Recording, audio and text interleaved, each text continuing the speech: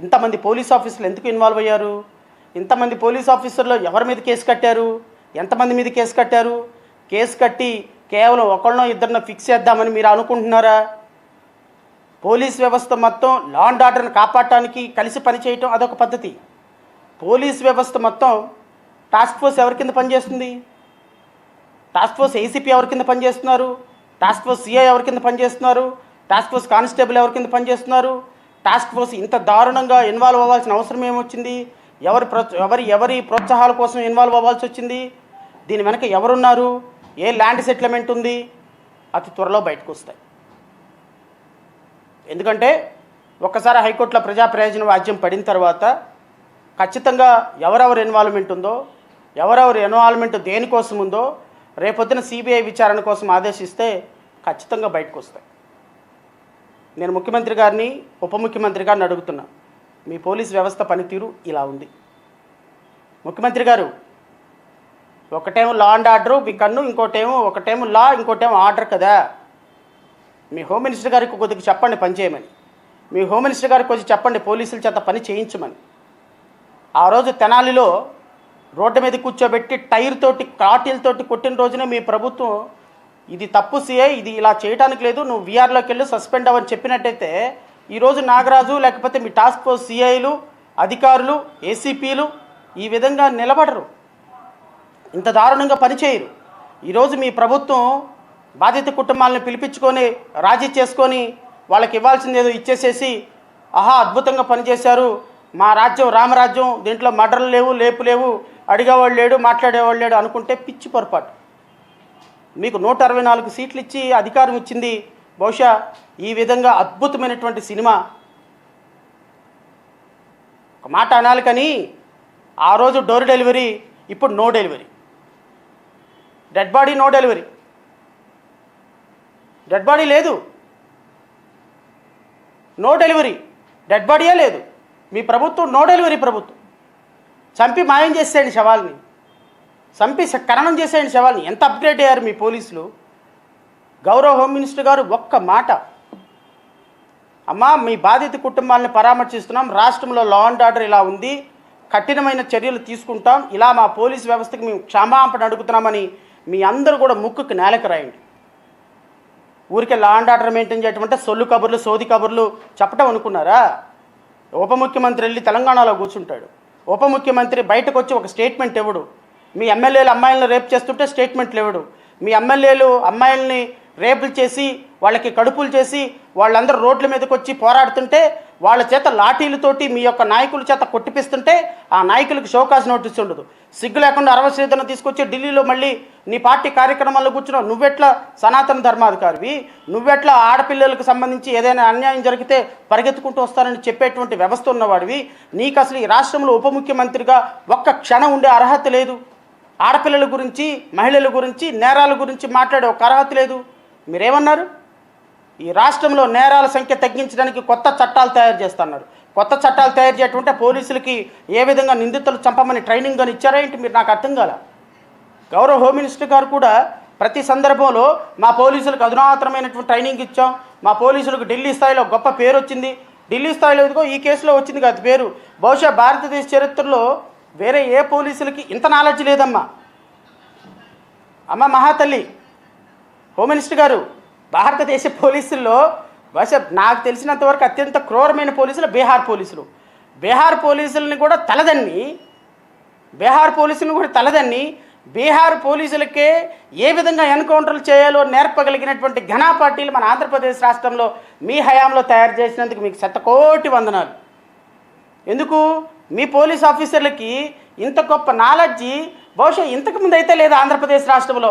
నాకు తెలిసి ఆంధ్రప్రదేశ్ 1956లో ఏర్పడింది, కొన్ని వందల లాకప్ డెత్లు జరిగినాయి, ఎన్కౌంటర్లు జరిగినాయి, కానీ ఇంత టెక్నాలజీతోటి చంపేసేసి ఒక ఆయనేమో ఒక చిన్నపిల్లని ఏదైనా అఘాయిత్యం చేశాడని ఒక చిన్న ఇన్ఫర్మేషన్ రాగానే చచ్చిపోయి తెల్లవారు శవంగా కనపడతాడు. సరే పోనీ మంచిదే, ఏదో మీరేదో ఒక పాలసీ తీసుకున్నారు, అది చిన్నపిల్లల పట్ల మనకు ఉన్న కన్సర్న్ తోటి కరెక్ట్ అనుకుందాం. ఇదేం కథమ్మా నాకు అర్థం కాలేదు. ఎక్కడ ల్యాండ్ సెటిల్మెంట్లు తీసుకొస్తే పోలీసులు తీసుకొచ్చి పోలీస్ స్టేషన్లో పెట్టి కొట్టటమా? కొట్టి చంపేసి ప్రైవేట్ హోటల్లో తీసుకొని, నాకు తెలిసినంతవరకు సీసీ కెమెరాలు పోలీస్ స్టేషన్లో సీసీ కెమెరాలు ఉంటాయి అని తీసుకెళ్ళి ప్రైవేట్ హోటల్కి పోలీస్ స్టేషన్గా మార్చి పడేసిన ఘనత మీకే దక్కింది. మొన్న ఒక పెద్ద ఆయన హైకోర్టులో కేసేశాడు, అమ్మా నన్ను తీసుకుని వెళ్ళిపోయి హోటల్లో చెత్త కొట్లు కొడుతున్నారమ్మా అని. చెత్త కొట్టుడు ఎందుకు కొడుతున్నారంటే పోలీస్ స్టేషన్లో కొడితే సీసీ కెమెరాలు ఉన్నాయి కాబట్టి. మరి నువ్వు 70,000 కెమెరాలు ఎక్కడ ఇన్స్టాల్ చేసావు తల్లి? నేనేం అడుగుతానంటే 70,000 కెమెరాలు పోలీస్ స్టేషన్లో పక్కన పడేసి ఆ 70,000 కెమెరాలు ఏదో అక్కడ తీసేసి డిస్మాంటిల్ చేసేసి హోటల్స్లో అరేంజ్ చేయమ్మా. హోటల్స్లో కెమెరాలు ఉంటాయి కానీ ఆ హోటల్స్లో కెమెరాలు పబ్లిక్ యాక్సెసిబిలిటీ ఉండదు. సో పోలీస్ కెమెరాలు కూడా ఒకటి హోటల్స్లో పెడితే సో ఎవరెవరు పోలీసులు ఏ సెటిల్మెంట్లకి ఎవరెవరిని హోటల్కి తీసుకెళ్తున్నారో రేపొద్దున కోర్టులు కూడా తెలుస్తాయి. సో కాబట్టి నా సజెషన్ ఏంటి అంటే పోలీస్ స్టేషన్లో సీసీ కెమెరాలు డిస్మాంటిల్ చేసి అన్ఇన్స్టాల్ చేసి ఒక హోటల్స్లో పక్కన ఉన్నటువంటి పబ్లిక్ గెస్ట్ హౌస్ల్లో మీరు సీసీ కెమెరాలు ఇన్స్టాల్ చేయమని గౌరవ హోమ్ మినిస్టర్ గారిని కోరుతున్నాను. ఈ కేసులో unless an independent investigation like a CBI involved, justice will not be done to Sai Krishna. నేను వాళ్ళ అమ్మని వాళ్ళ మామయ్యని మాట్లాడటం మానేశా. Sai Krishna is a man, an young man. అతను ఈ సొసైటీలో మనిషి, బ్రతికే హక్కు ఉంది. ఆర్టికల్ 21 ప్రకారం అతనికి ఏ విధమైనటువంటి కేసున్నా అది జ్యుడిషియల్ ప్రాసెస్ ప్రకారం జరగాలి తప్ప అతన్ని చంపేసే అధికారం పోలీసులకు లేదు, అతన్ని కొట్టే అధికారం పోలీసులకు లేదు, అతన్ని అనాథ శవం కింద క్రిమేషన్ చేసే అధికారం పోలీసులకు లేదు. హైకోర్టులో మేము సాయి కృష్ణని పట్టుకోలేదు, మేము పట్టుకొని వదిలేసామని తప్పుడు అఫిడవిట్ వేసే అధికారం అంతకంటే లేదు. కోర్టు అంటే వాళ్ళకి జుజుబి. కోర్టు ఆర్డర్ని ఎట్లా వైలేట్ చేయాలో మాకు తెలిసిలే పోవాయా అంటాడు ఏసీఐ దగ్గరికి వెళ్ళిన. కోర్టులు న్యాయస్థానాలు అలా ఉన్నాయి కాబట్టి పిల్లి గుడ్డదైతే ఎలిక ఏం చేస్తుంది? నాట్యం చేస్తుంది. కోర్టులు అలాగుంటే ఎలిక ఏం చేస్తుంది? నాట్యం చేస్తుంది. కోర్టులు అలాగుంటే పోలీసులు ఏం చేస్తారు? నాట్యం చేస్తారు.